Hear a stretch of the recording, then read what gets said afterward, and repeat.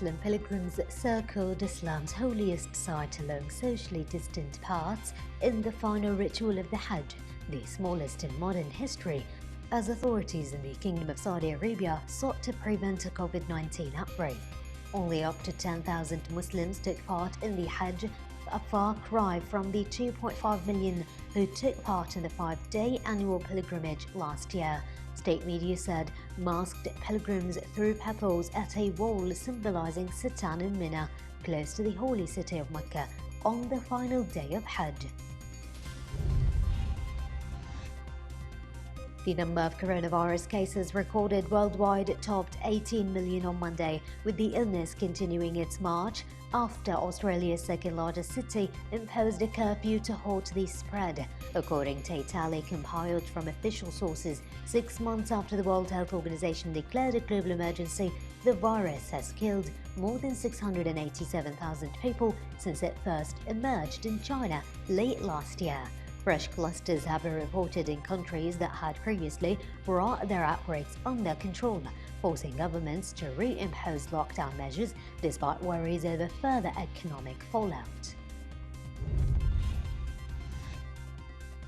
Data from the Ministry of Health and Family Welfare showed on Monday India reported 52,972 new coronavirus infections in the past 24 hours, taking the total to 1.8 million, with 771 new deaths. The COVID-19 disease has now claimed 30,135 lives in the world's second most populous country. The government issued fresh guidelines amid the third phase of reopening, which came into force recently, relaxing lockdown restrictions in areas outside of containment zones. Mexico has become the country with the third most COVID-19 deaths in the world, behind the United States and Brazil, as Latin America is currently one of the pandemic's global hotspots. Mexican health officials said there were 688 deaths for the latest 24 hours reporting period, pushing the country's total to 46,688. According to the tally by Johns Hopkins University, that put Mexico just ahead of the United Kingdom, which has 46,119. Mexico's population is double that of Britain, but their real number of infections is likely to be higher, as comparatively fewer people are being tested there. Premier Daniel Andrews has announced major changes to non-essential business operations across the state of Melbourne. Retail, manufacturing and some admin will close under Stage 4 restrictions. The state of Victoria declared a state of emergency Sunday and imposed a nightly curfew for the capital as part of the country's harshest movement restriction to date, while the neighbouring states of New South Wales and South Australia also stepped up precautions. The move was backed by the federal government, with Prime Minister Scott Morrison saying it was regrettably necessary to stop the spread of the pandemic. 3 ministers in Gambia's government have tested positive for COVID-19, officials said, days after the West African nation's president went into self-isolation. President Adama Barrow said last week he would self-isolate for 2 weeks after Vice President Isatou Touré tested positive. The presidency said on Monday the Finance Minister, Petroleum, the Energy Minister and the Agriculture Minister have tested positive for the virus. Health authorities in the former British colony of some 2 million people have recorded 498 coronavirus cases to date, with 9 fatalities since the first case was reported in March. The Philippines President Rodrigo Duterte is reimposing a moderate lockdown in the capital and outlying provinces after medical groups appealed for the move as coronavirus infections surge alarmingly. Presidential spokesman Harry Roque said on Monday that metropolitan Manila, the capital region of more than 12 million people and 5 densely populated provinces, will revert to stricter quarantine restrictions for 2 weeks. Starting on Tuesday, mass public transport will be barred and only essential travel will be allowed. State media reported on Monday the coronavirus outbreak that began in the central city of Da Nang more than a week ago has spread to at least 4 factories in the city with a combined workforce of around 3,700, according to authorities. 4 cases were found at the plants located at different industrial parks in the central city, which collectively employ 77,000 people. Vietnam, praised widely for its decisive measures to combat COVID-19 since it first arrived in late January, is battling a new wave of the virus, having gone more than 3 months without domestic transmission. The special tribunal trying the 4 aspects accused of 2005 assassination of Lebanon's former Prime Minister Rafiq al-Hariri delivers its verdict on August 7th.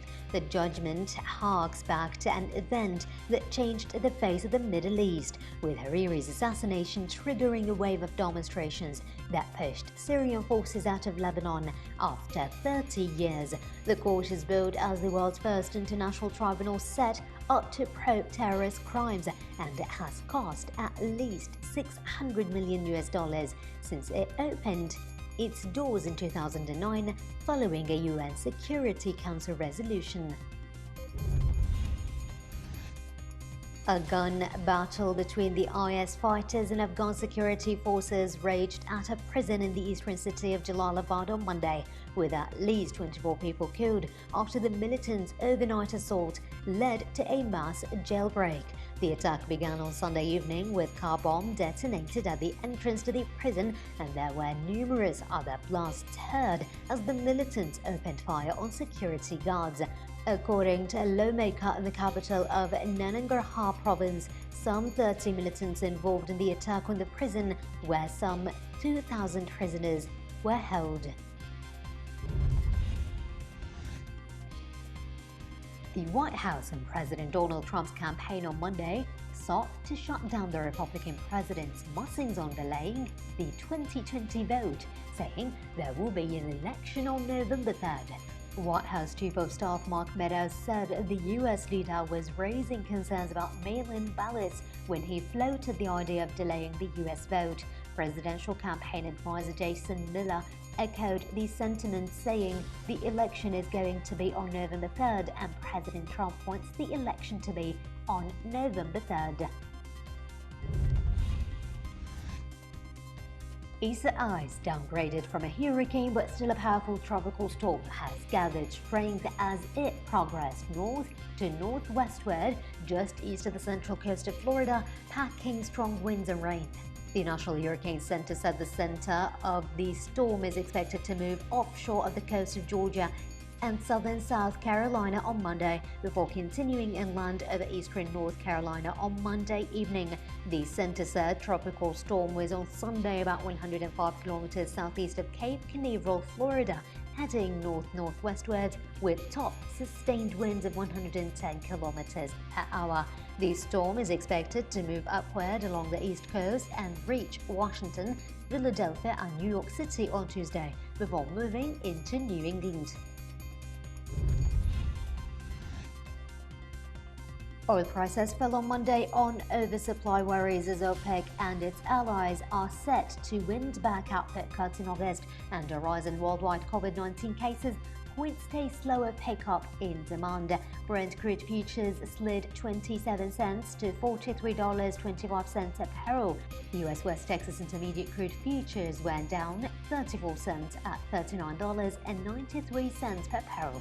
Brent posted a 4th month of gains in July, and U.S. crude posted a 3rd, as both rose from depths hit in April, when much of the world was in lockdown due to the coronavirus pandemic.